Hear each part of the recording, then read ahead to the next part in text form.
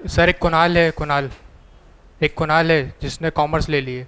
हाँ वो उसका भाई आता है ना 10th में, भरत। ये बायो में है सर एक, उसके भी 10 है मैथ्स में। हेडिंग वेडिंग डाल लीजिए सब, हेडिंग डालो पहले, सेट कर ले। अब सेट डाला हुआ है, वीडियो में गलत जाएगा। सेट इसके लिखो सर, ये बढ़िया हेडिंग वेडिंग डालो। सेट स्टार्ट करते हैं आज अपन, और आज ही ख़त्म कर देंगे। डाल ली हेडिंग? मुझे क्या मालूम कहाँ से होता है। लिखिए सबसे पहले सेट की डेफिनेशन लिखिए। Set is a collection of elements. Set is a collection of elements. Set is a collection of elements. बहुत सारे एलिमेंट्स का कलेक्शन क्या हो गया? Set. For example set of vowels. Set of vowels कौन कौन हो गए? ए ई आई ओ यू। या set of number natural numbers less than 10 क्या हो गए? 1 2 3 4 5 6 7 8 9। लेस देन 10 है ना, तो 10 नहीं आएगा। ये सब सेट हो गए हैं। इससे एग्जाम्पल लिख लो, set of vowels. Set of vowels का क्या सेट बनेगा? A E I O U. Set of natural numbers less than 10 1 2 3 4 5 dot dot dot 9 तक। ये क्या हो गए? सेट के कुछ एग्जाम्पल हो गए। डन। तो सेट है क्या? मतलब बहुत सारे एलिमेंट्स का क्या करना? कलेक्शन करना। उसको क्या बोलेंगे? सेट। तो सेट थ्योरी पढ़ते क्यों हैं अपन? भाई कलेक्शन तो हर जगह होगा ना। नंबर्स हैं, बहुत सारे नंबर्स को कलेक्ट करेंगे तो उनको लिखेंगे काय में? एक सेट में। इसके बाद देखिए next, how to represent set. देखिए there are two forms, there are two methods to represent sets. There are two methods to represent sets. There are two method to represent sets. पहला लिखिए roster form. पहला लिखिए roster, R O A S T E R. Roster form. Roster form क्या होता है? Roster form कुछ idea? हाँ, roster का मतलब होता है in the form of words, with the help of words. जैसे कि आप रोस्टर फॉर्म में ऐसा लिख लो ब्रैकेट में, in the form of words या in the form of language. In the form of words मतलब जिसमें लैंग्वेज की हेल्प से किस फॉर्म में, कौन से फॉर्म में लिखते हैं? रोस्टर फॉर्म, है ना। सेट बिल्डर लिखो, मैं दोनों के कॉमन एग्जांपल बता दूंगा। सेट बिल्डर लिखो, सेकंड लिखो, second method set builder. Set builder form, set builder form. उसके ब्रैकेट में लिखो all the elements are represented, all the elements are represented in a curly bracket, in a curly brackets। ऐसा, ये वाला कौन सा फॉर्म है? Set builder. ठीक है, जैसे कि मैं एक सेट लिखूं S, x is a natural number less than 10। देखो जरा, बात किसकी कर रहा हूँ? x, फिर डबल, फिर इसमें क्या आएगा? उसका डिस्क्रिप्शन क्या आएगा? x is a natural number, किससे कम है? 10। ये कौन सा फॉर्म हुआ? रोस्टर। इसी का ये क्या हुआ? Set builder. देखो सेट बिल्डर तो सिंपल सी बात है, जो है करली ब्रैकेट में लिख दो। रोस्टर फॉर्म क्या है? उसको इन द फॉर्म ऑफ लैंग्वेज लिख दो। ठीक है, ये लिख लीजिए एग्जाम्पल। ये है सेट बिल्डर, ओ ये है रोस्टर और वो है सेट बिल्डर। रोस्टर में वर्ड्स में लिखना है, सेट बिल्डर में डायरेक्ट सारे एलिमेंट्स को करली ब्रैकेट्स में। नेक्स्ट ये लिखने के बाद लिखिए टाइप्स ऑफ सेट्स। देखिए types of sets, types of sets.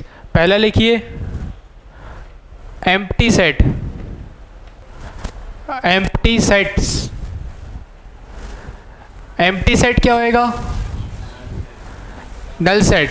Empty set के ब्रैकेट पे लिख लेना नल सेट। क्या लिख लेना? नल सेट। एम्प्टी सेट या नल सेट कुछ भी बोलते हैं।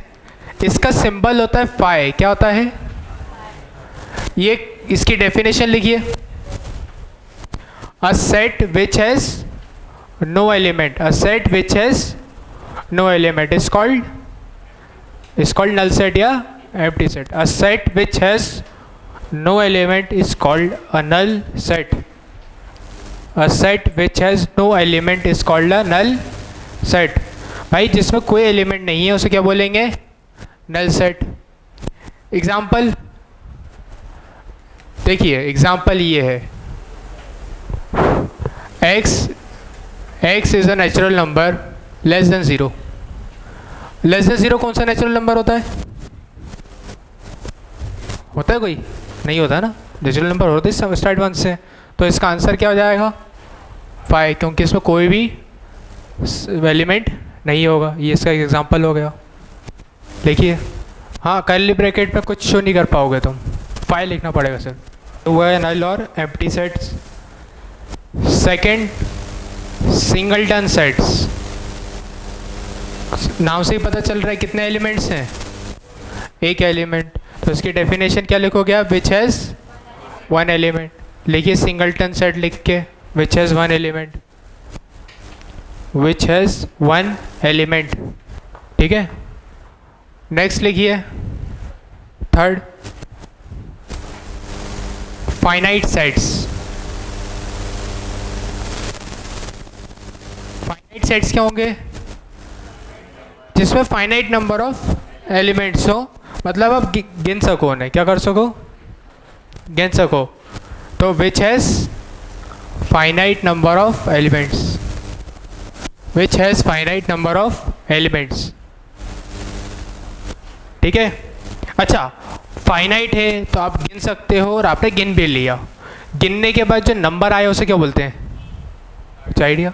Cardinal number. जो फाइनाइट सेट में नंबर ऑफ एलिमेंट्स होता है उसे क्या बोलते हैं? Cardinal number. ऐसा लिख लो, number of elements, number of elements, number of elements in a finite set, number of elements in a finite set is called cardinal number, is called cardinal number of the set, is called cardinal number of the set। इसको represent करा जाता है इस form में n और bracket में a, मतलब cardinal number of ए। अगर कोई सेट बी है तो उसका कैसे लिखेंगे? कार्डिनल नंबर ऑफ बी, जो भी सेट होगा। अगर मैं आपसे बोलूं कार्डिनल नंबर ऑफ 5, 0। अरे नल सेट पे कितने एलिमेंट्स होते हैं? 0। सिंगलटन के लिए 1। ठीक है, बात समझ में आती है? नेक्स्ट लिखिए infinite sets. Infinite sets, infinite sets, a set which has infinite number of elements, a set which has infinite number of elements, a set which has infinite number of elements, a set which has infinite number of elements। इसका example जैसे कि मैंने आपसे बोल दिया, x is a natural number greater than 6। तो greater than 6 तो 7 से चालू होगा, पर जाएगा कहाँ तक? तो काउंट ना कर सकते हो आप। तो ये क्या हो गया? Infinite number, infinite sets. ये सब बेसिक टाइप्स ऑफ सेट थे। आगे और आएंगे तो अपन ऐड करते जाएंगे। एक हेडिंग डालिए next, equal sets. Equal sets, equal set मतलब सेट्स का इक्वल होना। इक्वल कब होंगे दो सेट? जब सेम एलिमेंट्स हो दोनों में। इसमें 1 2 3 है तो उसमें भी 1 2 3। लिखिए two sets are set to be equal, two sets are set to be equal, two sets are set to be equal, two sets are set to be equal if their respective elements, if their respective elements are equal, if their respective elements are equal। ठीक है, मतलब सब कुछ बराबर हो तो ही आप क्या बोल पाओगे, इक्वल। नेक्स्ट लिखिए सबसेट। सबसेट नहीं, वो इक्वल सेट नहीं होंगे, एलिमेंट भी सेम होने चाहिए, ठीक है। लिखिए इक्वल सेट, ओ हो गया, क्या लिखना है, सबसेट। ये इंपॉर्टेंट है थोड़ा, इस पर आइए थोड़ा डिस्कशन करते हैं।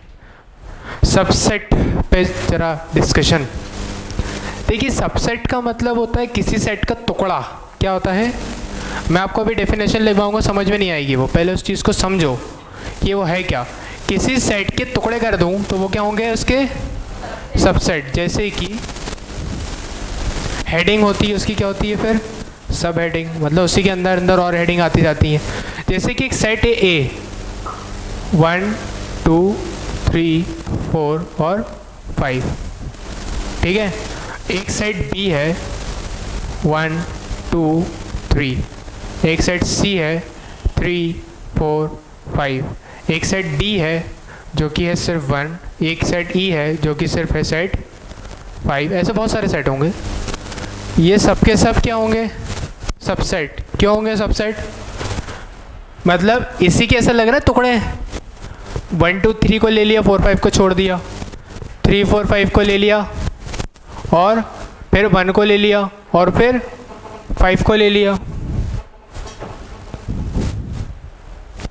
तो ये सब क्या होगा, उसके सब सेट। सबसेट को अगर मैं डिफाइन करूं, डिफाइन कैसे करूंगा, अब बोलना तो आसान है कि एक पार्ट सबसेट का, ऐसा बोल सकता हूं कि अगर किसी सेट के सारे एलिमेंट दूसरे सेट में हैं तो वो सेट इसका सबसेट होगा। देखिए इसके सारे एलिमेंट्स इसमें हैं और एक्स्ट्रा भी है, ठीक है, लेकिन इसके सारे एलिमेंट्स इसमें क्या है, मौजूद है, तो मतलब ये इसका क्या है, सबसेट। इसके सारे एलिमेंट्स इसमें है क्या, तो ये भी क्या है, सबसेट। क्या ये सब नहीं, क्यों, 6 इसमें नहीं है, ठीक है। तो लिखिए if every element of set A, if every element of set A is an element of B, if every element of set A is an element of B, then A is, mobile silent करो और थोड़ा update करो ringtone को। हैं, किसका mobile उठा के लाए हो, तुम्हारा ही है, तो मतलब इतने आगे आ गए। कौन सी ईयर में आई थी फिल्म, 2005-6 में आई थी, और अब गाना बजा रहे हो तुम, पता नहीं कौन सी, नाम भी याद नहीं है। देखिए if every element of set A is an element of B, then A is set to B, then A is said to be subset of B, then A is said to be subset of B, then A is said to be subset of B। इसका ऐसे denote करा जाता है, A is subset of, ठीक है, representation कैसा है, A is subset of B, ठीक है। लिखिए नेक्स्ट, उसका मतलब होता है, ये मतलब क्या है मालूम आपको, एक सेट खुद का भी सबसेट होगा। अगर मैं एक सेट ए है, ये खुद का भी तो सबसेट है, तो वो इक्वल टू हटा रहा है, मतलब वो वाला सेट नहीं ले रहा है, मतलब वो ये ले रहा है, इसी सेट को सबसेट नहीं मानना आपको, मतलब वो ये प्रॉपर सबसेट है। क्या है, प्रॉपर सबसेट। अभी मैं लिखवाऊंगा इम्प्रॉपर और प्रॉपर। नेक्स्ट हेडिंग है, लिखिए इम्प्रॉपर सबसेट्स और प्रॉपर सबसेट्स। इम्प्रॉपर सबसेट में सारे अपना कौन सा सेट इंक्लूड नहीं होगा, सेट इटसेल्फ वाला, है ना। The set itself is called a improper subset, the set itself is called a improper subset, the set itself is called अ, नहीं फाइ को देखो, कुछ बुक सबसेट वो नहीं मानती इम्प्रॉपर, कुछ बुक्स में लिखा है कि five is a improper subset, पर ऐसा जेडबल मानने से इनकार करती है। ठीक है, सिर्फ सेट इटसेल्फ को क्या माना जाता है? Improper subset. आपको कुछ बुक में मिलेगा लेकिन वो गलत है, जो जेडबल मानती है मैं उसको बता रहा हूँ। ठीक है, द सेट लिखिए, number of subsets equal to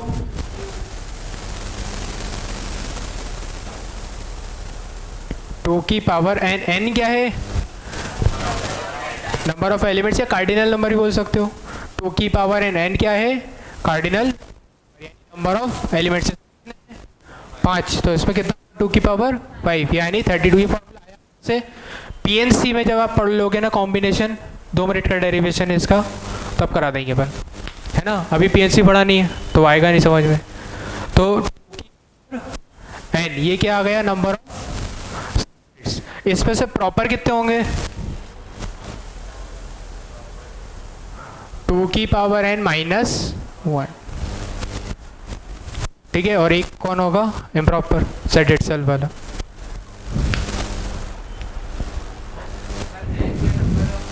हाँ, यानी कार्डिनल नंबर। हाँ, तो इनफाइनाइट सबसेट बनेंगे भाई। जिसके एलिमेंट्स इनफाइनाइट उसके सबसेट कितने होंगे? तो अगर सबसेट वो देखोगे नल सेट, नल सेट का सबसेट एक ही खुद होगा, नल सेट ही, तो वो खुद इम्प्रॉपर ही होगा, यानी प्रॉपर तो उसका होगा ही नहीं। हाँ, उसका एक सबसेट होगा और वो भी कैसा होगा? इम्प्रॉपर। आप देखो, आप खुद सोचो, अगर आप मानते हो कि नल सेट भी इम्प्रॉपर है और सेट इटसेल्फ भी क्या है? इम्प्रॉपर, और आप फॉर्मूला देते हो 2 की पावर एन -2, तो -1 इम्प्रॉपर तो होंगे नहीं। समझ रहे हैं ना?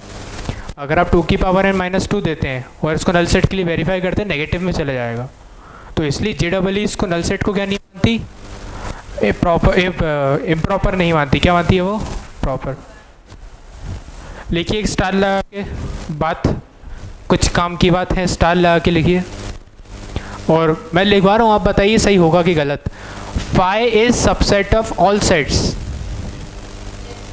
फाई सभी सेट्स का सबसेट होगा, है ना। तो लिखिए, phi is subset of all sets.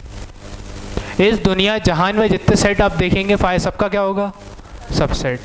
Next point, every set is a subset of itself. Every set is a subset of itself. Her set खुद का तो सबसेट होगा ही। अरे होगा कि नहीं होगा? वही तो बोल रहा हूँ, फाई नहीं होगा। ठीक है, आगे बढ़े।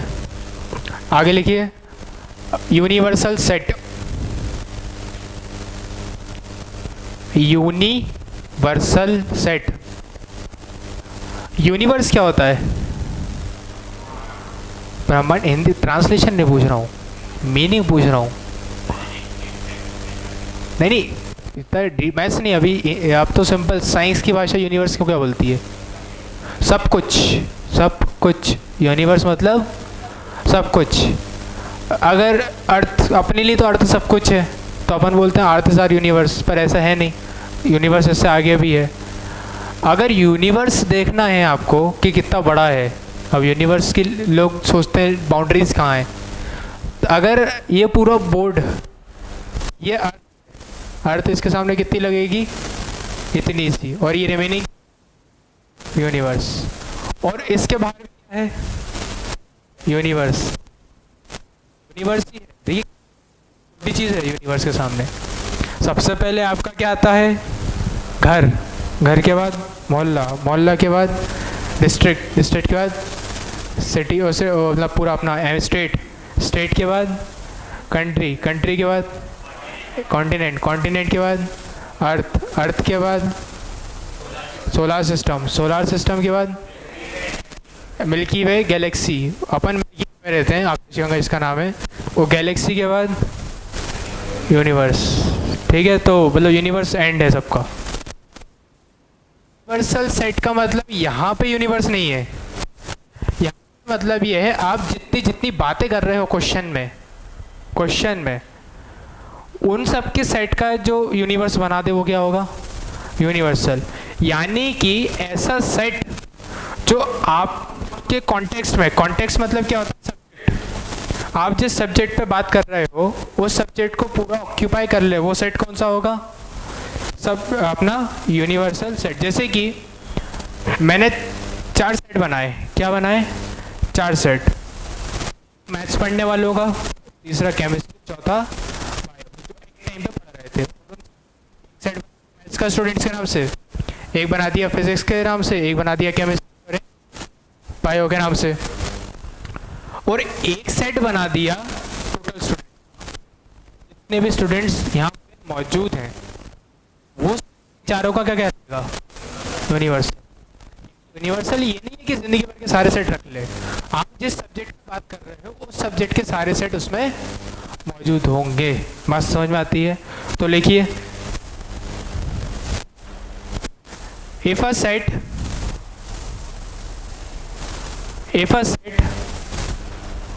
set consists of all the elements, if a set consists of all the elements in the given context, context, context मतलब सब्जेक्ट, मतलब जिस आप बात कर रहे हैं, in the given context, then this set is called universal set.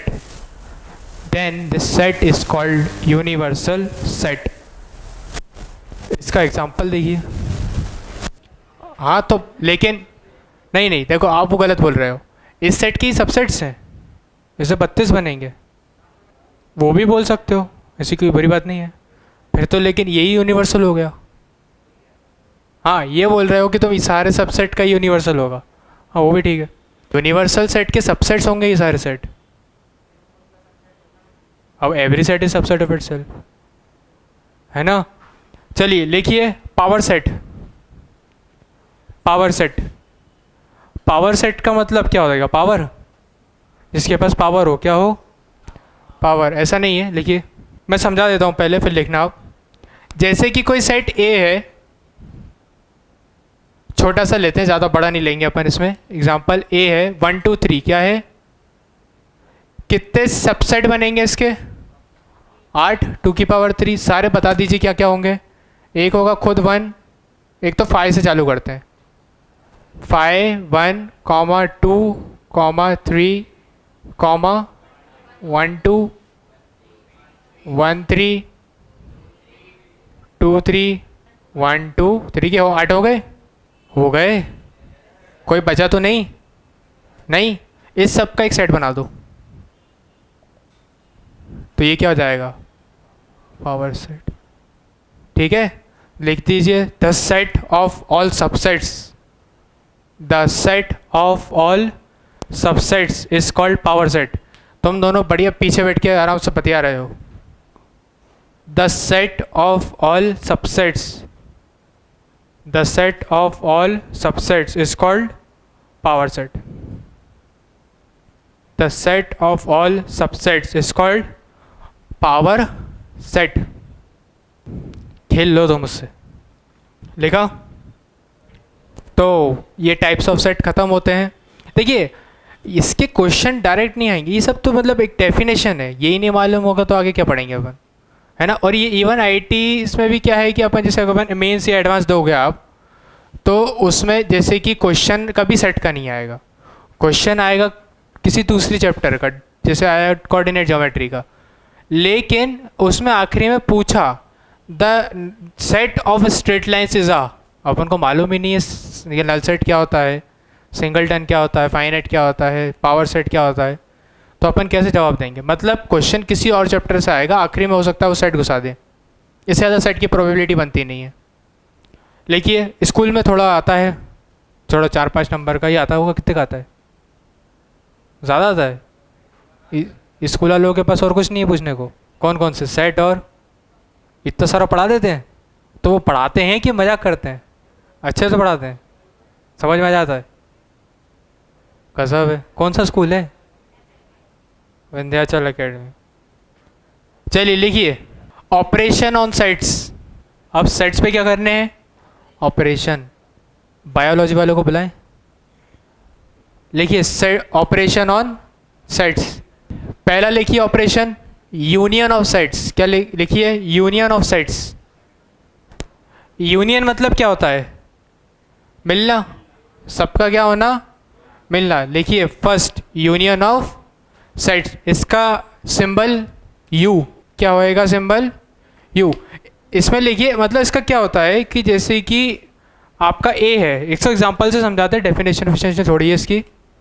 जैसे example A equal to 1 2 3 4 है और बी इक्वल टू है 3 4 5 और 6। तो ए यूनियन बी क्या होगा? देखिए 1, इसके ए यूनियन बी का मतलब दोनों को जोड़ दो, तो 1 2 3 4 5 6। जोड़ते वक्त ये ध्यान रखना किसी एलिमेंट को 2 बार ना लिख दो, किसी एलिमेंट को 2 बार ना लिख दो, है ना। मतलब अपन को ऐसे देखना कॉमन चीज़ है, मतलब सिर्फ ऐड करना है, लेकिन एक चीज़ को 2 बार लिखने का कोई मतलब नहीं है। यूनियन मतलब सारे एलिमेंट्स लिख दो उसके जो दोनों में आ रहे हैं, ए यूनियन बी। ठीक है, नेक्स्ट देखते हैं इंटरसेक्शन। सेकेंड ऑपरेशन इंटरसेक्शन, इसको उल्टे यू से डिनोट करते हैं। क्या कैसे डिनोट करते हैं? उल्टे यू से। क्वेश्चन यही है, एग्जाम्पल इसी का मैं ए इंटरसेक्शन बी निकालूं, है ना। इंटरसेक्शन मतलब यह है दोनों में कॉमन क्या क्या है। तो इन दोनों में कॉमन क्या है? 3 और 4। इसमें 5 6 है तो इसमें नहीं है, इसमें 1 2 है तो इसमें नहीं है। तो आंसर क्या होएगा? 5 और 6। ओ हाँ 3 4। ये क्या हो गया? इंटरसेक्शन। ठीक है, यूनिवर्स इसका क्या क्या हो गया? यूनियन और इंटरसेक्शन। नेक्स्ट लिखिए complement. Complement, complement of a set. ठीक है, थर्ड है कॉम्प्लीमेंट। कॉम्प्लीमेंट को डिनोट करा जाता है या तो ए डैश से या ए की पावर सी से, कोई से भी दो डिनोट कर सकते हैं। कुछ बुक्स ए डैश यूज़ करती हैं, कुछ ए सी। IIT ज़्यादातर ए सी यूज़ करती है ना। वो बुक्स ज़्यादातर ए डैश यूज़ करती हैं। कॉम्प्लीमेंट का मतलब आप जैसे समझ लो कि आपकी लड़ाई हो गई दोस्त से, और दोस्त से आपने मांगी हेल्प, तो उसने मना कर दिया, तो उसने बोला आज के बाद मैं इस दुनिया से हेल्प मांग लूँगा लेकिन तुझसे नहीं मांगूंगा। मतलब except U the whole universe, है ना। मतलब कुछ पूरे यूनिवर्स में से सिर्फ किसको? तुमको छोड़ के। मतलब कॉम्प्लीमेंट का मतलब यह है इस सेट के अलावा मुझे कौन कौन चाहिए? यूनिवर्स, पर ये सेट नहीं चाहिए। तो इसका मतलब होएगा यूनिवर्सल में से सेट पूरा हटा दिया जाए। ए कॉम्प्लीमेंट का मतलब क्या होएगा?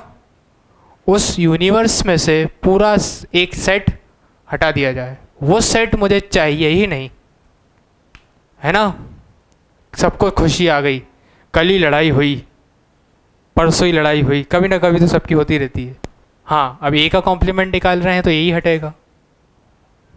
तो मैं कितनों को हटाना है? ज़्यादा लड़के आए हो तुम। हाँ हाँ, पर तुम मतलब उसमें फिर अपन एक साइड पे ऑपरेशन कर रहे हैं ना अभी तो कॉम्प्लीमेंट के लिए। तुम ए प्लस बी, ए उसको तुम ये पूछ रहे हो A union B union C union, इन सबको मिलाओ पहले और फिर इसका क्या ले लो? कॉम्प्लीमेंट। वो ये हो जाएगा जो तुम पूछ रहे हो। ठीक है, तो ए का कॉम्प्लीमेंट क्या है?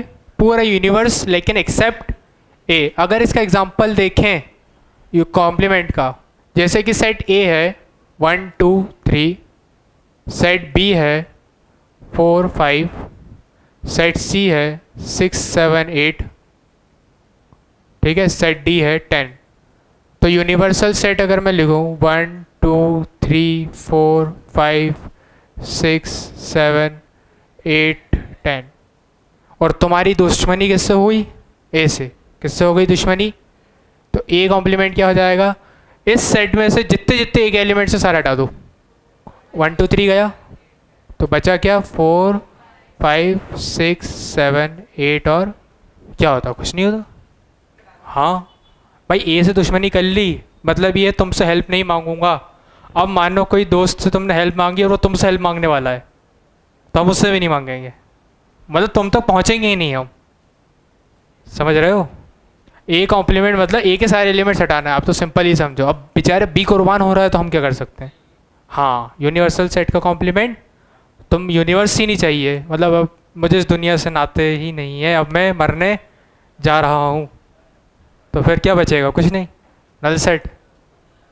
बच्चों के डाउट अच्छे अच्छे आते हैं, यूनिवर्स का ही नल सेट ले लो, वो ले लो कॉम्प्लीमेंट, तो बचेगा ही क्या भाई? लिखो नेक्स्ट, एक क्वेश्चन लिखो पहले। हाँ ये लिख लो। ये साल जो शॉर्ट ट्रिक हुए था ना, उसमें मैंने शीट बांटी थी, बेटा दो सरदार जी, और ये पीछे तुम आगे देखो। देखो 2 मिनट लगेंगे बाहर फेंकने में, ठीक है? तो इसलिए शांति से बैठो। एंड एंड एंड, हाँ डी निकालना है, डी डी नहीं, गलत है। 1 मिनट, आप लोग मॉड्यूलस गलत खोल रहे होगे, क्वेश्चन ज़्यादा टफ दे दिया है मैंने। मैं सॉल्व करता हूँ, आप देखते जाइए। सेट ए पर दिखते हैं अपन, mod x is less than 1, mod समझते हैं ना? पॉजिटिव क्वांटिटीज कर दे जो नेगेटिव को, और पॉजिटिव को तो वो पॉजिटिव ही रखता है। Mod x is less than 1, तो सेट ए क्या होएगा आप बता दीजिए? -1 से +1। देखिए -1 से +1 तक का मॉड ले लो आप, क्या आएगा? हाँ तो नहीं करेंगे ना, सिर्फ 1 तक, मतलब उससे पहले मैं इक्वल टू साइन नहीं लगाऊंगा। -1 नॉट इंक्लूडिंग से लेके 1, उससे 1 से बड़े का मॉड लोगे तो 1 से बड़ा ही आएगा। -1 से छोटे का मॉड लोगे तो भी, वैसे -2 का मॉड लूँगा तो क्या हो जाएगा? 2। तो सेट ए तो मेरे हिसाब से -1 से 1 तक हो जाएगा। हाँ 1 से कम रखना ना मॉड। 0 का मॉड लो, 0 नहीं होगा ना, तो मैं क्या बोल लूँगा? x -1 से कहाँ तक होना चाहिए, ऐसा लिख दूँ सेट ए।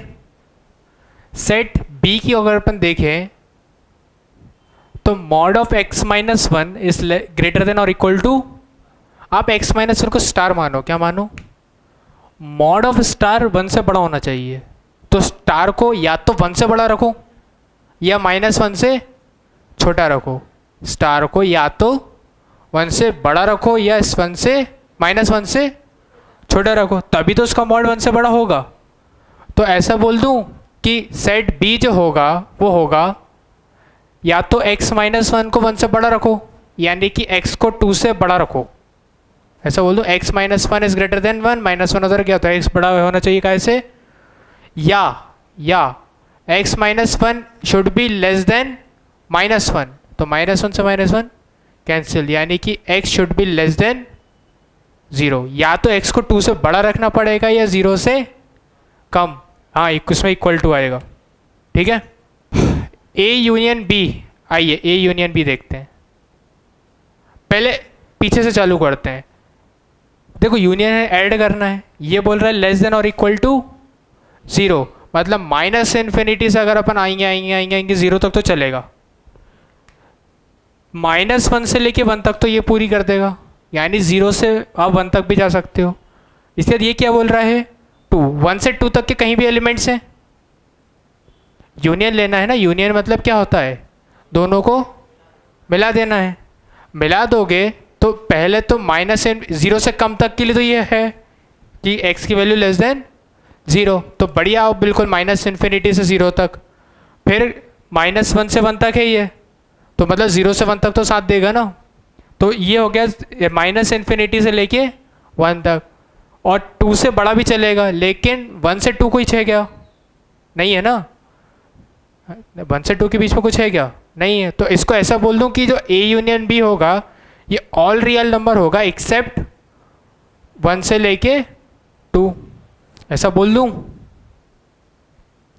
ऑल रियल नंबर होगा एक्सेप्ट 1, 2। और ये लोग बोल रहे हैं A यूनियन B है वो R - D है, तो देखिए R माइनस ये क्या है? D। तो D क्या होगा? 1 से लेके 2 तक का सेट। बात समझ में आती है? सबसे पहले मॉड x को अगर 1 से कम रखना है, x को कहाँ से कहाँ तक रखना पड़ेगा? -1। मॉड ऑफ x -1 को 1 से बड़ा रखना है, तो या तो x को 2 से बड़ा रखो या x को 0 से कम। सबका यूनियन लोगे तो आएगा all real number except 1 to 2, और वो वही पूछ रहे हैं कि अगर ऐसा होगा तो डी क्या है। 1 से इसमें 1, देखो यहाँ 2 है और अपन माइनस कर रहे हैं तो 2 नहीं होगा और 1 होगा। हाँ ये अच्छी बात कही, 1 इंक्लूड होगा और 2 नहीं होगा, है ना, क्योंकि यहाँ इक्वल टू का साइन नहीं लगा तो माइनस में लगेगा, यहाँ इक्वल टू का साइन लगा है तो माइनस में नहीं लगेगा।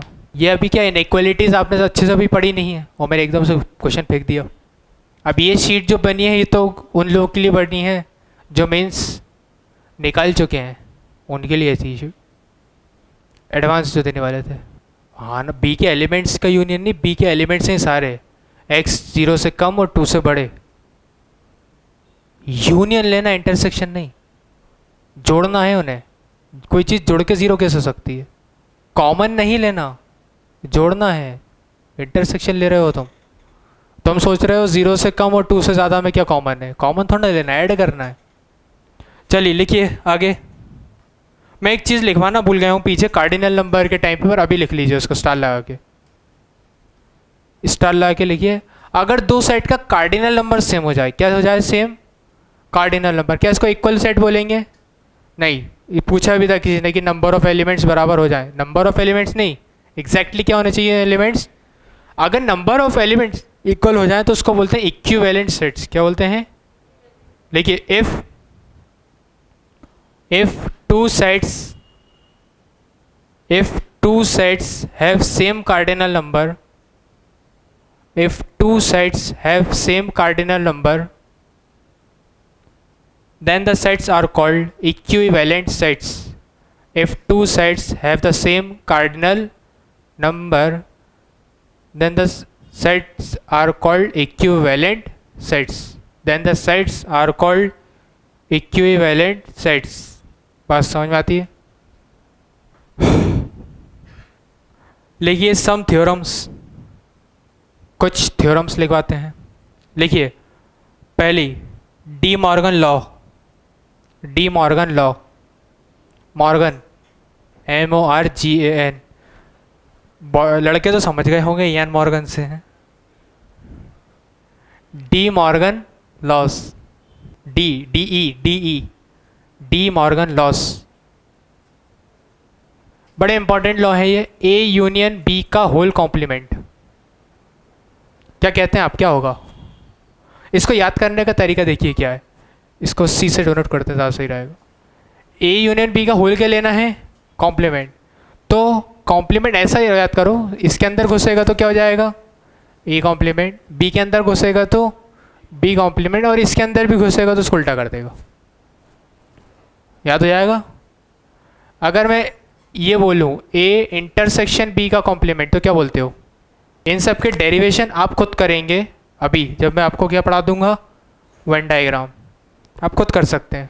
अभी इनको याद करिए, A इंटरसेक्शन B का whole complement equal to A complement union B complement. पहला क्या था? De Morgan laws. सेकंड लिखिए, सेकंड में दो हैं, इसमें भी दो थे, इसमें भी दो हैं। ये फर्स्ट का A और B, सेकंड का A और B। बताएंगे आप A union B intersection C और A intersection B union C। नहीं, नाम नहीं, इसका डिस्ट्रीब्यूटिव नाम है, लिखना है तो लिख लो, पर काम का नहीं है। आप तो लॉस बताओ, उसके फॉर्मूले क्या होंगे? देखो, यूनियन इधर जाएगा, A यूनियन B, फिर बीच का साइन आएगा क्या? इंटरसेक्शन, और फिर A यूनियन, यहाँ पे आ जाओ, A इंटरसेक्शन और फिर बीच का साइन यूनियन, और फिर A इंटरसेक्शन, ये लिखो। इसमें बहुत फालतू लॉस भी दिए हैं जो आपको बुकों में मिलेंगे, पर आप जो मेन है मैं वो लिखवा रहा हूँ, जिनकी वाकई में ज़रूरत पड़नी है। बाकी तो आपको मालूम है। A यूनियन A क्या, A यूनियन B क्या होगा? B यूनियन A के बराबर ही होगा। A में B जोड़ो चाहे B में A जोड़ो, ये सब फालतू लॉ देते हैं वो लोग। आप तो जो ये बताइए मुझे, ये क्या होगा? A यूनियन फाई, A ही रहेगा। A में तुम फाई जोड़ लोगे, क्या कर लोगे? A ही रहेगा। A यूनियन A, 2A तो नहीं हो जाएगा, A ही रहेगा ना। कॉमन लेना है, मतलब एलिमेंट्स को ऐड करना है। अगला ए इंटरसेक्शन फाई, फाई भाई फाई का क्या किसी से कॉमन, ए इंटरसेक्शन ए लिखिए। एक बड़ा इंपॉर्टेंट है ए माइनस बी का फॉर्मूला। ए माइनस बी पहले समझो है क्या। ए माइनस बी का मतलब होता है, अगर मैं आपको एग्जांपल दूं ए माइनस बी निकालने का, ये इसका पहले फॉर्मूला लिख लो, A intersection B complement, A intersection B complement. मैं समझाता हूँ इस चीज़ को।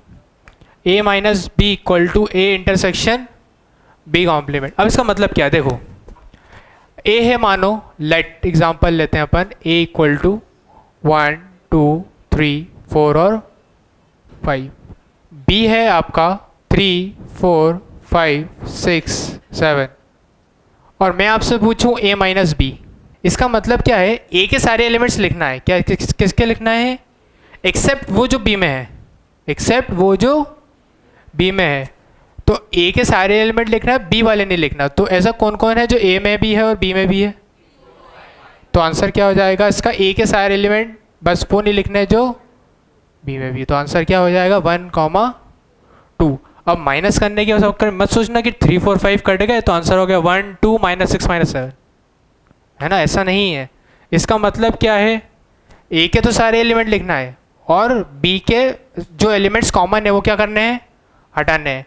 अगर इसका मतलब देखूं, ए के सारे एलिमेंट लिखना है इंटरसेक्शन बी कॉम्प्लीमेंट, देखिए अब इसको निकालते हैं अपन, ए इंटरसेक्शन बी कॉम्प्लीमेंट, है ना।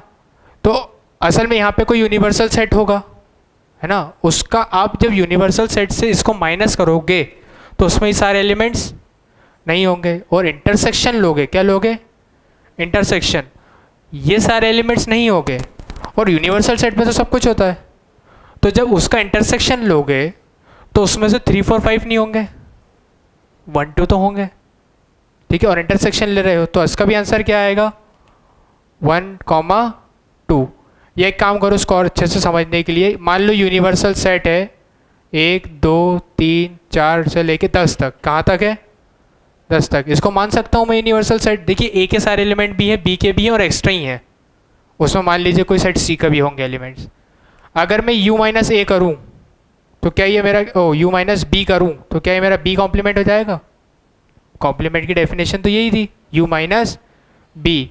तो b कॉम्प्लीमेंट क्या हो जाएगा, u में से सारा b का हटा दो, 3 4 5 6 7 गया, तो बचा गया क्या 1 2 7 8 9 और 10, हाँ 7 नहीं आएगा। इसके बाद इसका a के साथ क्या लेना है, इंटरसेक्शन। तो a में और b डैश में क्या क्या कॉमन है 1 2, तो उसका भी आंसर क्या आया 1 2, और a माइनस बी का भी क्या आया 1 2। तो क्या फॉर्मूला सही है, तो a माइनस बी इक्वल होगा a इंटरसेक्शन b कॉम्प्लीमेंट के। इसको याद रखिएगा अच्छे से। ये एग्जाम्पल देखो, a ये है b ये है, उन दोनों को माइनस करूँगा तो क्या करूँगा, a के सारे एलिमेंट पर वो एलिमेंट हटाने हैं जो b में है। तो 1 2 3 है इसमें तो हट जाएगा, 4 है तो हट जाएगा, 5 है तो हट जाएगा, 6 7 से कोई मतलब नहीं है। फिर बचे कौन कौन 1 2। अगर मैं उल्टा देखूँ, राइट हैंड साइड LH से RH सेम कर रहे हैं, तो A इंटरसेक्शन क्या है B कॉम्प्लीमेंट। तो पहले मैं क्या निकालूंगा B कॉम्प्लीमेंट। वो कैसे निकालूंगा, यूनिवर्सल से उसको माइनस, मैंने यूनिवर्सल मान लिया 1 से लेके कहाँ तक का 10 तक का, इसको माइनस करा तो ये आया। अब इसमें इस निकालना क्या है, A इंटरसेक्शन B डैश। तो A के सारे एक में और B डैश में क्या क्या कॉमन है 1 2, तो दोनों RHS LHS में आ गए। हाँ भराओ। कोलार सेंटर से कितनों के 10 आए हैं, हाँ तुमने बताया था, गुड, तुम्हें ट्रॉफी मिलेगी। आगे बढ़े, वहाँ पे एंकरिंग कौन करने वाला है, बस अभी सर ने बोला कि तुम्हें एंकरिंग करनी है, अब मैंने आज तक करी तो नहीं है। सरदार जी मस्त बोला इंसान है अपने, है ना। चलिए लिखिए आगे, वेन डायग्राम्स लिखिए, Venn diagrams, when VENN Venn diagrams, when VENN, हाँ लिख रहा हूँ, बोर्ड पे लिख रहा हूँ, रुको। मैं वेन डायग्राम बोलूँ तो WHEN मत लिख देना, कब डायग्राम, डायग्राम्स। देखिए वेन डायग्राम्स बड़ी अच्छी चीज़ है, अगर ये ना होती तो सेट बड़ा डिफिकल्ट हो जाता। ठीक है, ये सेट को आसान बनाने के लिए क्या, वेन डायग्राम्स, ये सेट को आसान कैसे बना देती है। पहले वेन डायग्राम्स होते क्या समझिए। वेन डायग्राम में हम बहुत सारे सेट्स को एक साथ रिप्रेजेंट कर सकते हैं। ठीक है, उसमें कौन कौन होगा, 1 2 3 4 जितने भी सेट हो आपके, सारे सेट एक साथ क्या हो सकते हैं, रिप्रेजेंट। उसमें यूनिवर्सल को स्क्वायर से डिनोट करा जाता है, कैसे, स्क्वायर से या रेक्टेंगल जो भी हो, और रिमेनिंग सारे सर्कल से डिनोट करे जाते हैं, कैसे, सर्कल से। अभी आप लिखना मत कुछ, सीधे समझते रहना बस। अगर मैं आपसे बोलूं एक सेट A है, एक सेट B है और एक सेट C है, और यूनिवर्सल क्या होगा। ठीक है, इसका वेन डायग्राम कैसे बनाएंगे, इधर देखिए, ये स्क्वायर में कौन है, यूनिवर्सल सेट। अगर मैं एक सर्कल बनाता हूं, ये सेट कहलाएगा A, क्या कहलाएगा, एक सेट ये है B, क्या है, अच्छा A और B में कुछ कॉमन है, नहीं है ना, तो क्या सेट टकराएंगे आपस में, नहीं, तो इसको मैंने गलत बनाया, मतलब ये कैसा बनेगा, जुदा जुदा हो जाएंगे। ये सेट कैसा बन गया, B। सेट C में एक सेट काम करिए, अब सब भी अलग अलग हो जाएंगे तो मज़ा क्या आएगा, 5 6 और 7, तो सेट C और B में कुछ कॉमन है 5, तो ऐसा बना सकता हूँ सेट C और B को एक साथ। अब सब कुछ कॉमन नहीं है, एक ही सर्कल नहीं बनेगा, यानी कि सेट C है और ये जो एरिया है ये किसको डिनोट करेगा, 5 को। बात समझ में आती है। वेन डायग्राम हम काई के लिए यूज़ करते हैं, 3 या 3 से ज़्यादा सेट के क्वेश्चंस को सॉल्व करने के लिए। इसका ये एग्जांपल लिख लीजिए, मैं बहुत सारे वेन डायग्राम बनवाने वाला। कब लिख लेते हो तुम, लिखो, किसको, अभी सब बता रहे हैं ना, तो बहुत सारे बनवाएंगे तो कुछ तो सिखाएंगे, यूनियन, कॉम्प्लीमेंट, इंटरसेक्शन, डिफरेंस, सब सिखाएंगे, सबके वेन डायग्राम बनाना सिखाऊंगा मैं। वेन डायग्राम में तो आज PhD होगी, आजकल तो लोग PhD के नाम से ही घबराते हैं। वो अभी एक दिन पेपर में आया था, यूपी में एक जगह पियून की नौकरी के लिए निकला, तो उसमें PhD वाले थे सारे, और उसमें भी काफ़ी फेल हो गए। मतलब PhD इतनी ऊपर की डिग्री होती है, उसके बाद आपको डॉक्टर माना जाता है, डॉक्टरेट की उपाधि दी जाती है आपको, आप अपने नाम के आगे डॉक्टर लिख सकते हैं PhD के बाद, इतनी बड़ी डिग्री, उसके बाद भी लोग पियून में अप्लाई कर रहे हैं। मतलब तो आप सोच लीजिए एजुकेशन सिस्टम की हालत क्या है अभी इंडिया में। अगर आप बाहर के किसी फॉरेन यूनिवर्सिटीज़ से सिर्फ डिग्री भी ले लेते हैं ना, तो आपकी वैल्यू है, बहुत ज़्यादा वैल्यू है। PhD अगर वहाँ से PhD करते हैं तो फिर तो लोग आपके कदमों में गिर पड़ेंगे, क्योंकि ऐसा इंडिया में नहीं है। इंडिया में गिर रहा है लेवल एजुकेशन का, है ना। अब भाई जो 12th फेल है वो HRD मिनिस्ट्री है, तो अपन उम्मीद क्या कर सकते हैं। चलिए आइए देखिए, ये मिटा दूं कुछ एग्जांपल्स वेन डायग्राम के। जैसे कि वेन डायग्राम है, ये यूनिवर्सल, ये A, ये B और ये, ठीक है। अब सुनिए, आप मुझे बताइए A यूनियन B कौन सा एरिया होगा, ये। तो अगर मैं, अरे ये यूनियन भी होगा, क्यों नहीं होगा भाई, अरे नहीं नहीं नहीं नहीं, रुको रुको, इसका अलग से बनवा देता हूँ। ये A है और ये A यूनियन B, मतलब दोनों का कॉमन, ये क्या होगा, A union B। B union C, ये B है और ये C है, तो इसमें B यूनियन C कहाँ दिखाई देगा, ये B का भी पूरा और C का भी पूरा, ठीक है। अब सुनिए, अगर मैं बोलूँ ए इंटरसेक्शन बी, यानी ए और बी का कॉमन एरिया, तो कौन सा बीच वाला क्या? ये एरिया ए में भी है और बी में भी है, सी में भी है। नहीं, ए और बी दोनों में, सी में है तो क्या जलेंगे हम उससे? है तो है ना, ए में भी है और बी में भी, तो ए यूनियन बी हो गया। आपको सी से क्या दुश्मनी है?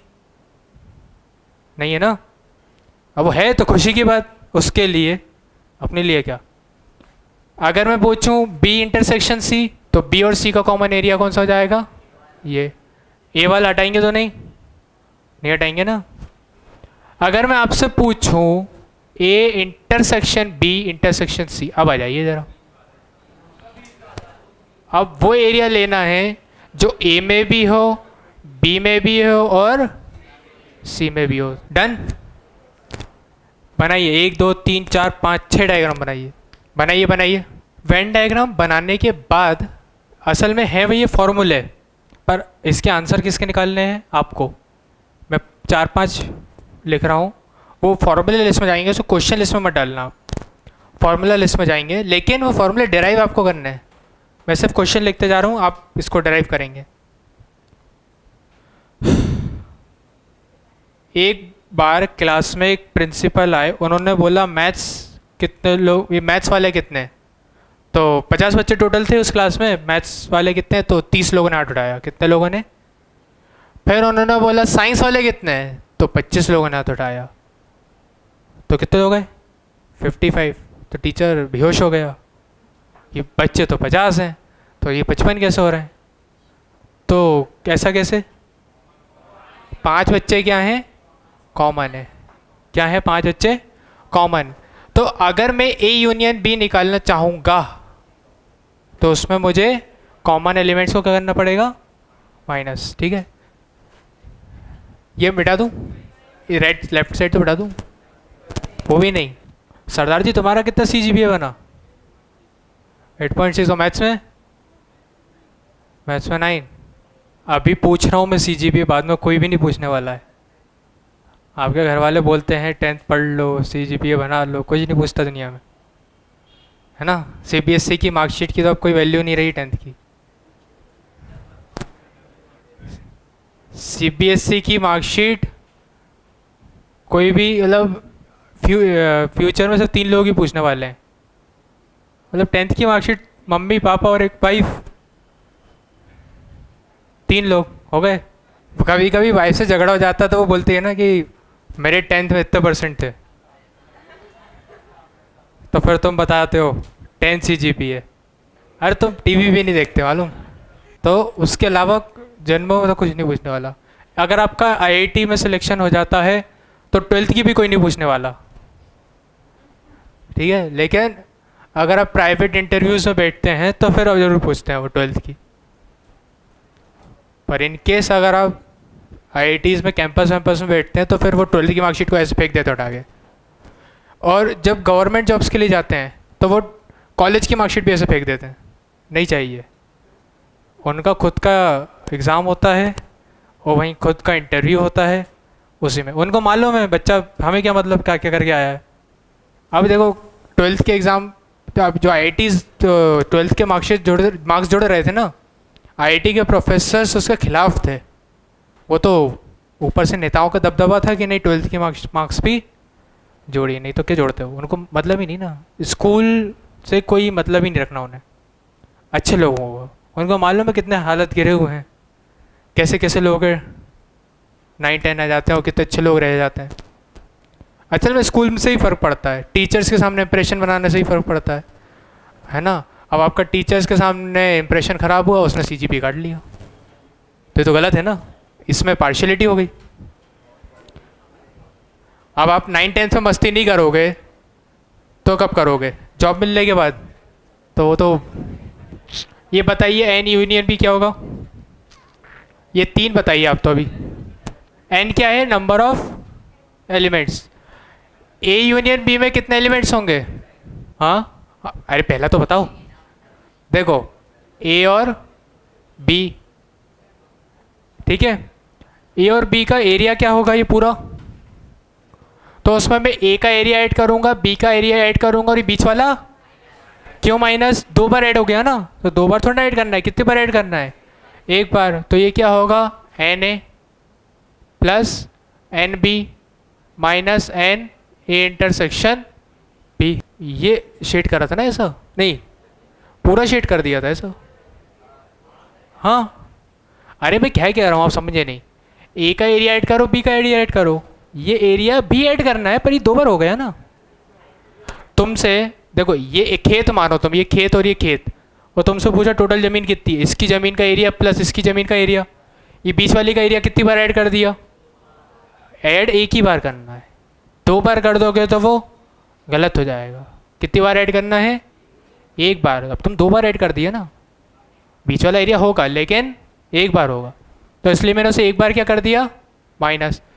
सेकेंड ए माइनस बी, अगर सेकेंड का डेरिवेशन ध्यान से देखें अपन, ए माइनस बी मेरे ख्याल से कौन सा एरिया होना चाहिए, देखिए क्या बताया था, ए के सारे एलिमेंट लिखने हैं पर बी में जो इंटरसेक्शन है वो हटा दो।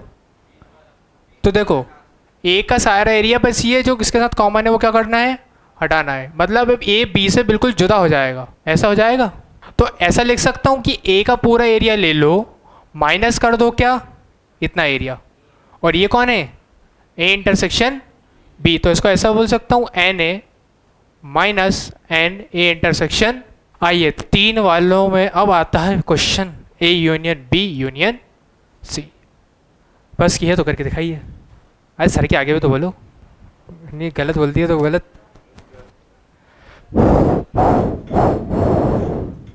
एन सी इंटरसेक्शन है और गलत है, अब तीन चॉइस हो गई, चलो एलिमिनेट। हाँ गुड सही है। देखिए A union B union C मतलब तीनों का कंबाइंड एरिया, कंबाइंड एरिया में ए का एरिया ऐड करूंगा, बी का एरिया ऐड करूंगा और सी का एरिया ऐड करूंगा, बिल्कुल करूंगा, तो मैं लिख देता हूँ n A plus n B plus n C. अब मुझसे जो पाप हो गए हैं, क्या पाप हो गए हैं, देखिए ये जो बीच वाला एरिया है ए इंटरसेक्शन बी वाला कितनी बार ऐड हो गया, दो, करना कितनी बार है, एक, तो एक बार सब्ट्रैक्ट तो करूंगा ना मैं, तो मैं इसको माइनस कर देता हूँ, minus n A intersection B. ऐसे ही साथ बी इंटरसेक्शन सी के साथ भी मुझसे गलती हुई होगी, तो minus n B intersection C minus n C intersection A, ठीक है। अब देखिए ये वाला एरिया कौन सा, जो तीनों में कॉमन है, ये बड़ा कल्प्रिट है। इसमें क्या हुआ, जब आपने ए का एरिया ऐड करा होगा एन ए का, ये तब ऐड हुआ होगा, बी में भी हुआ होगा, और मतलब कितनी बार ऐड हो गया, लेकिन जब आपने एन ए इंटरसेक्शन बी घटाया तब ये एक बार घट गया, बी इंटरसेक्शन ए में भी एक बार घट गया, और सी इंटरसेक्शन ए में भी एक बार, यानी तीन बार ऐड होके तीन बार घट गया। तो कितनी बार ऐड हुआ ये, तो एक बार ऐड करेंगे ना उसे, उसके साथ नया थोड़ा होने देंगे, तो plus n A intersection B intersection, ये समझ में आया, इसको दिल में बसा लीजिए फॉर्मूले को, या इसी से क्वेश्चन आता है बस। एक और क्वेश्चन दूं, देखो ऐसे बहुत सारे आ सकते हैं, आपके दिमाग में वेन डायग्राम क्लियर है तो आप कितने को भी आंसर निकाल सकते हैं। क्वेश्चन है n A complement union B complement, एक कॉम्प्लीमेंट यूनियन बी कॉम्प्लीमेंट, ये तो एन ए यूनियन बी हो गया, कुछ ज़्यादा ही हो गया, कहाँ गया, नहीं गलत है, इधर देखिए A complement union B complement. अगर इसको मैं दो तरीके से कराता हूँ, ए कॉम्प्लीमेंट मतलब ए को छोड़ के सब कुछ, ए हटा दूंगा तो एक तो पूरा बाहर का एरिया आ जाएगा, दोनों सर्कल के बाहर का, और एक ये बी बी का एरिया आ जाएगा। लेकिन जब मैं बी कॉम्प्लीमेंट लूँगा तो ये बी बी बेचारा हट जाएगा। ये क्या ऐसा बोल सकता हूँ, A complement union B complement होगा ये वाला एरिया, है ना। ए कॉम्प्लीमेंट मतलब ए नहीं लेना, यूनियन बी भी नहीं लेना, मतलब ए भी नहीं चाहिए, और तो भैया ये बाहर का एरिया सारा हो गया, हो गया कि नहीं हो गया। तो इसको ऐसा बोल सकता हूँ, अरे एक मिनट, एक गलती हो गई, यूनियन लेना, मैं इंटरसेक्शन लेके बैठा हूँ, चीज़ को समझो ध्यान से। पहले आप एक काम करो, ए कॉम्प्लीमेंट बताओ कहाँ होगा। ए कॉम्प्लीमेंट मतलब ए को छोड़ दूँ तो ये, और रिमेनिंग यूनिवर्स पूरा, ठीक है। यूनिवर्स को शेड नहीं कर रहा हूँ मैं अभी। बी कॉम्प्लीमेंट, पी को छोड़ के सारा एरिया और रिमेनिंग यूनिवर्स फिर से पूरा, है ना।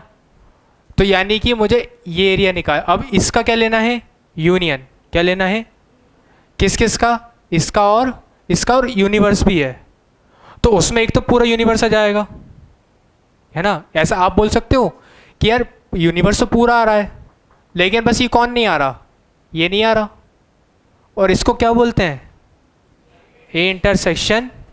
तो इसको ऐसा बोल सकता हूँ, n U minus n A intersection all universe minus intersection. एक बार फिर से समझिए इसे। ए का कॉम्प्लीमेंट क्या, ए का कॉम्प्लीमेंट मतलब ए का एरिया हटा दो, बी का ले लो, तो ये बी हो गया। बी कॉम्प्लीमेंट मतलब बी का हटा दो, ए ले लो, और यूनिवर्स दोनों केसेस में आएगा।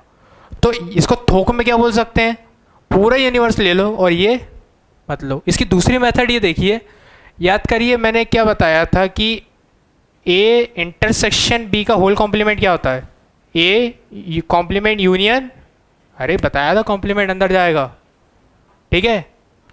मुझे निकालना ये है, तो वो तो उसके बराबर होता है। यानी अगर मुझसे ये पूछा तो मैं डायरेक्ट ये निकाल दूँ।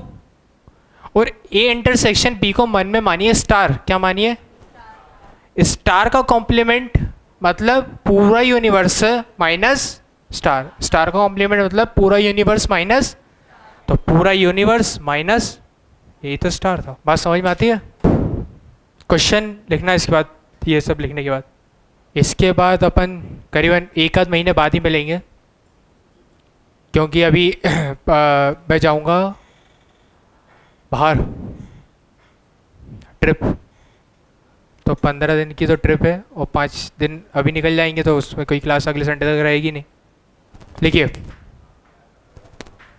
छत्तीसगढ़ नक्सलियों से मिलने।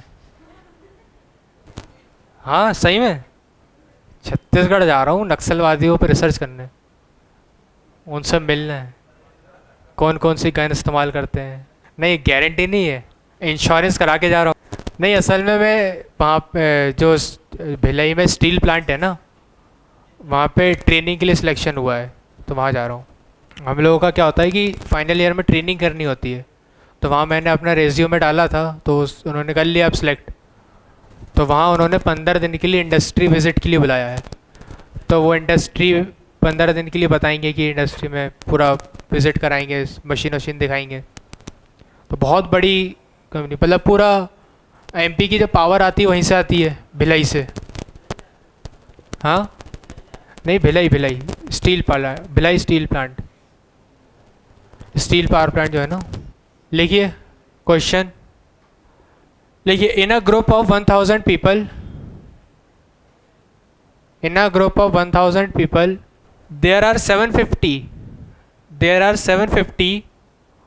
who speak Hindi, there are 750 who speak Hindi, who speak Hindi, Hindi. अरे मातृभाषा यार अपनी, कैसे बदनामी करवा रहे हो तुम लोग। Hindi comma 400 can speak Bengali, Bengali, अरे वो बंगाली बोलते हैं। 400 कैन स्पीक बंगाली, कभी सुना हो तो वो ऐसे ही बोलते हैं ना, ई को ओ बोलते हैं। वो चेन्नई साइड जाओगे आप तो वो लोग है ना कुछ वर्ड्स पे ज़्यादा ही फोकस करते हैं, जैसे कि डी, इट जैसे यूज्ड बोलते हैं अपन, यूसेड बोलते हैं वो लोग, हाँ ऐसा वो डी को ज़्यादा ही फोकस करते हैं। चलिए क्या लिखा, 400 कैन स्पीक बंगाली। देखिए साउथ की इंग्लिश अच्छी है पर उनका एक्सेंट का बेकार है, नॉर्थ वालों की इंग्लिश बेकार है पर उनका एक्सेंट अच्छा है। नॉर्थ वाले जो इंग्लिश बोलते हैं वो थोड़ी साफ बोलते हैं, साउथ वाले हड़ू करते हैं। हालांकि उनकी ग्रामर ज़्यादा सही है, ग्रामर के रूल्स वो लोग ज़्यादा फॉलो करते हैं, लेकिन नॉर्थ वालों का एक्सेंट ज़्यादा सही है, इसलिए आप देख रहे हैं टीवी चैनल्स पे नॉर्थ वाले ही होते हैं, साउथ वाला कोई बंगाली वंगाली भी नहीं दिखेगा आपको, ज़्यादातर वो दिल्ली वैली के ही होते हैं या मुंबई के। हाँ, 400 can speak Bengali, how many can speak, how many can speak Hindi only, how many can speak Hindi only, question mark. उसके बाद लिखिए how many can speak Bengali only, how many can speak Bengali only, question mark. आगे लिखिए how many can speak, how many can speak Hindi and Bengali both, Hindi and Bengali both. हाँ बोलो बोलो आगे। हाँ और 250 और गुड गुड। देखिए 1000 लोग हैं टोटल, कितने लोग हैं, तो वो ए यूनियन भी हो गया है ना, उसमें से ए वाले कितने हैं 1000, मतलब हिंदी वाले कितने हैं, नहीं कितने हैं, सात सात n A plus n B minus n intersection B, तो टोटल ए यूनियन बी मतलब टोटल लोग कितने लोग हैं 1000, उसमें से ए मतलब हिंदी वाले कितने हैं 750, बी मतलब बंगाली वाले कितने हैं 400, और उसमें से minus n A intersection B, ये इसको उधर ले जाओ उसको उधर ले आओ, तो एन ए इंटरसेक्शन बी कितना आएगा 150, यानी दोनों बोलने वाले कितने लोग हैं 150 लोग। अब देखिए हिंदी कितने लोग बोल सकते हैं 750, दोनों कितने लोग बोल सकते हैं 150, तो सिर्फ हिंदी वाले कितने होंगे 600, और बंगाली 400 लोग बोल सकते हैं, उनमें से दोनों वाले 150 हैं, तो बच्चे कितने 250 लोग क्या बोल सकते हैं बंगाली ओनली।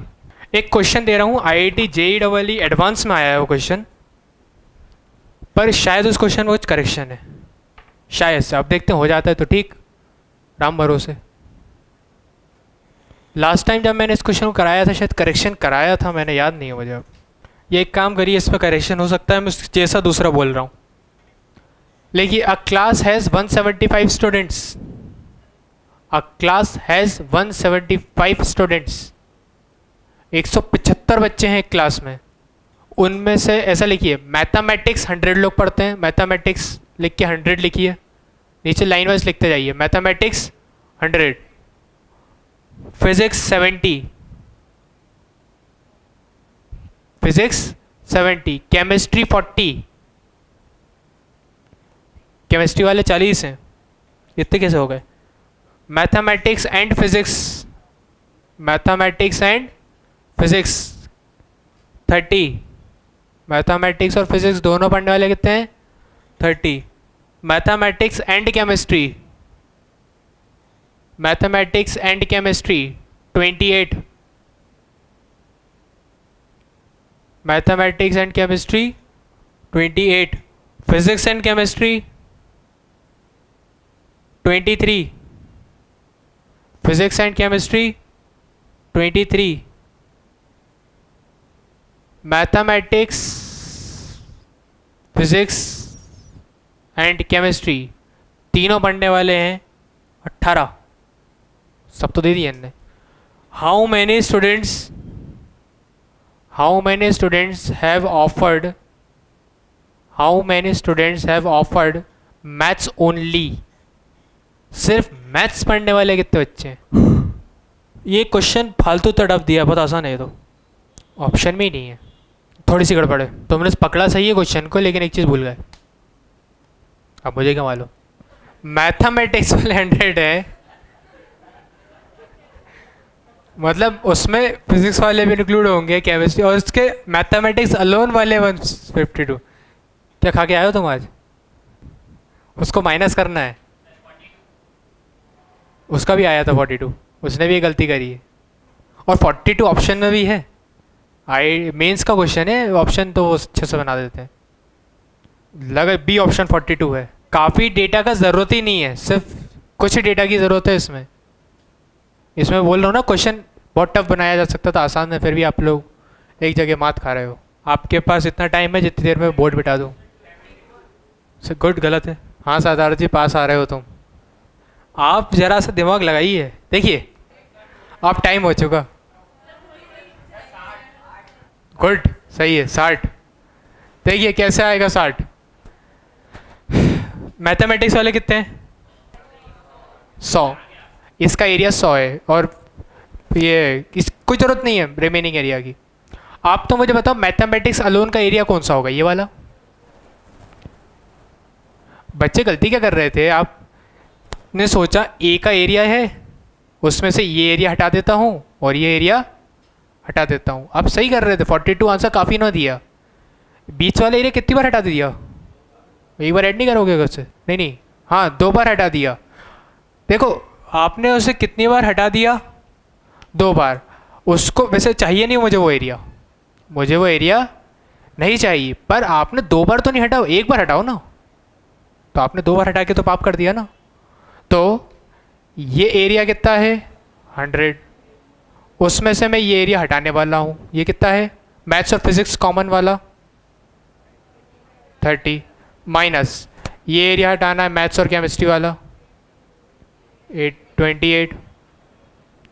लेकिन आपने इस एरिया को कितनी बार हटा दिया? 2 बार। मुझे तो एक ही बार हटाना है ना, 2 बार क्यों हटा दूंगा मैं? तो प्लस 18, ये आंसर आएगा 60। समझ में आया?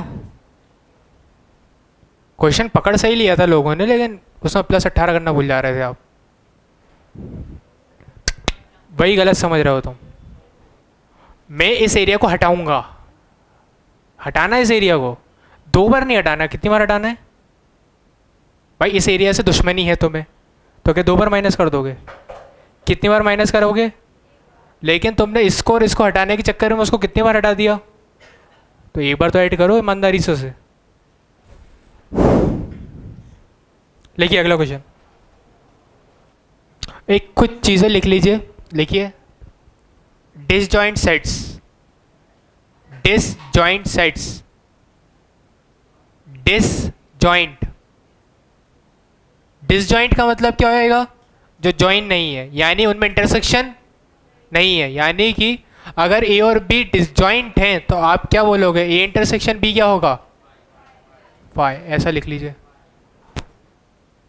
ए इंटरसेक्शन बी फाई होएगा।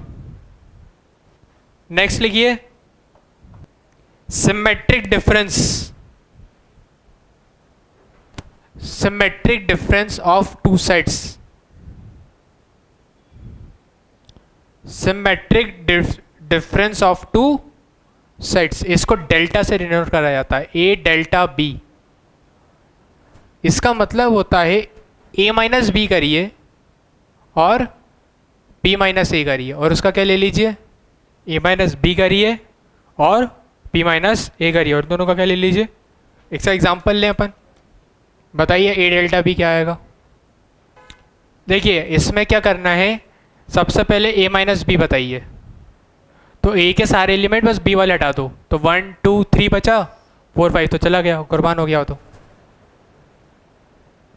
बी माइनस ए बता दीजिए। बी के सारे एलिमेंट लेना है पर ए वाले नहीं लेना है, 4 5 कुर्बान हो गए, बचे कौन? दोनों का यूनियन लेना है, 1 2 3 6 7। इसको क्या बोलते हैं? Symmetric difference. वेन डायग्राम से जो अपन ने फॉर्मूले लिखवाए थे उसमें एक और आप डिराइव करिएगा। थोड़ा टफ है क्वेश्चन, बिठा दूँ? ये इस साइड और तो बिठा दूँ? चीज़ को समझना मैं क्या पूछना चाह रहा हूँ। या ऐसा लिखिए, number of elements in exactly one of A B और सी। यानी कि सुनिए मैं क्वेश्चन समझा देता हूँ। 3 सेट है ए बी सी। कितने सेट हैं? ए बी सी 3 सेट है। मुझे नंबर ऑफ एलिमेंट्स बताइए, या तो वो सिर्फ ए में हो, या सिर्फ बी में हो, या सिर्फ सी में हो। ऐसे कितने एलिमेंट्स होंगे? इसका फॉर्मूला बताइए। नहीं, मुझे ए बी सी टुकड़ों में चाहिए। आंसर में यूनियन इंटरसेक्शन का ही बस यूज़ होना चाहिए, माइनस माइनस का नहीं। हाँ तुम्हारा सही है, पर उसको और मॉडिफाई करो। ए माइनस बी, हाँ ठीक है, थोड़ा पर उसको यूनिफाइड मॉडिफाई करो। आंसर अभी तक जैसे अपन लिखते आ रहे हैं ना, n A plus n B plus n C minus intersection करके, वो जो वैसा आंसर चाहिए। मुझे वो एलिमेंट्स बताइए जो किसी एक में हो, या तो चाहे वो ए में हो, चाहे बी में हो, चाहे सी में हो, पर वो ए में हो तो सिर्फ ए में हो, उसका कोई ए और बी कॉमन नहीं होना चाहिए। बी में हो तो सिर्फ बी में हो, बी और सी में कुछ कॉमन नहीं होना चाहिए। यानी कि अगर मैं वेन डायग्राम में आपसे एरिया पूछूं तो ये वाला एरिया निकालना है आपको। ये वाले एलिमेंट सिर्फ ए में होंगे, ये वाले एलिमेंट सिर्फ, और ये वाले एलिमेंट सिर्फ सी। मुझे इतना एरिया चाहिए। एक मिनट रुको, फिर से बोलना। यू नहीं, यू नहीं, यू नहीं आएगा, बस अभी भी गलत है। कितने मौके दे रहा हूँ मैं तुम्हें। कॉम्प्लीमेंट वॉम्प्लीमेंट कुछ नहीं चाहिए, मैंने बोला था यूनियन और इंटरसेक्शन में ऐसा चाहिए। आइए देखिए, मुझे ही करना पड़ेगा। क्या करते हैं इसमें, सबसे पहले तीनों का एरिया ऐड कर लेते हैं, n A plus n B plus n C. ये तीनों का एरिया क्या कर लिया, ऐड। उसमें से ये एरिया हटाना है, ये एरिया हटाना है, और ये भी एरिया भी हटाना है। तो minus n A intersection B minus n A intersection C minus n A C intersection A. ये काम करिए, रुकिए और सिंपल करते हैं। आप तो इस तीनों का कंबाइंड एरिया को क्या बोलते हो अभी तक, A union B union C. तो इस तीनों के कंबाइंड एरिया को मैं बोल लूँगा n A union B union. तीनों का कंबाइंड एरिया क्या होगा, ए यूनियन बी यूनियन। उसमें से मुझे क्या हटाना है, ए इंटरसेक्शन बी, और क्या हटाना है, बी इंटरसेक्शन, और क्या हटाना है। ध्यान से, यहाँ गलती नहीं हो जाए। हाँ, 2 आएगा। क्यों आएगा 2 समझो। जब A union B union C में तो एक बार ये होगा, ये माइनस करोगे तो ये हटेगा, ये माइनस करोगे एक और बार हटेगा, ये माइनस करोगे एक बार ये हटेगा। एक बार ऐड करा, 3 बार घटाया, यानी कि कितनी बार घट गया है वो, एक बार ऐड करा 3 बार घटाया तो 2 बार घट गया। और उसको रखना ही नहीं है मुझे, तो मतलब मुझे उसको रखना कितना है 0, लेकिन आप -2 में चल रहे हो तो +2 करना पड़ेगा, है ना। तो 2 बार जोड़ने के लिए 2 times n A intersection B intersection C. ठीक है, सारे तुक्के मार लिए तुमने 1 3, लेकिन 2 नहीं बचा। अब देखो इसको और मॉडिफाई करूं, n A union B union C पढ़ चुके हैं, क्या होता है n A plus n B plus n C minus, तो क्या हो गया ये n A plus n B plus n C minus का एन इंटरसेक्शन बी था, और एक और minus n intersection B minus का 2 n A intersection B minus 2 n A intersection C minus 2 n B intersection सी। और इसमें एक plus n A intersection B intersection C आता है, वो उससे 2 जुड़ के कितना हो जाएगा 3। तो फाइनल आंसर में 3 आएगा। ठीक है, ये A union B union C को इसमें पुट कर दिया जो अपन ने पीछे डेराइव करा था। हाँ, कहाँ बोल रहे थे, नहीं नहीं कुछ और बोला था तुमने। ये चीज़ नहीं बोली थी n A plus n B plus n C, तुमने एन ए इंटरसेक्शन बी से क्वेश्चन चालू करा था। नहीं नहीं, झूठ झूठ नहीं बोलते, हार मानना। हाँ, एग्ज़ाम में वेन डायग्राम बनाने की कैपेबिलिटी रखते हो तो बहुत ही अच्छी बात है, नहीं रखते हो तो रट लो, है ना। वैसे बन जाएंगे, आप प्रैक्टिस करो घर पे, कोशिश करो घर पे बिना फॉर्मूले बनाए वेन डायग्राम से करने की।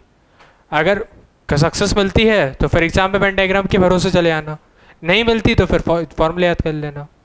ये वाला फॉर्मूला तो रहने दो, वो बाकी के याद कर लेना। तुम तो हो ही नेगेटिव इंसान। हाँ, हो जाएंगे। ठीक है, यहाँ सेट्स ख़त्म होता है, तो आपकी अगली ट्यूसडे को शाम को रहेगी क्लास, है ना। ट्यूसडे को रहती है ना। अरे पार्टी तो जल्दी आ जाना, 450 वाला केस बताया ना सर ने, तो पता चला खाना वाना नहीं, हमारा तो चलता रहेगा, हमारे लिए अलग से वो हम लोग बचा लेंगे। नहीं, स्पेशल नहीं है, उसी में से हम बचा लेंगे पहले ही अपना।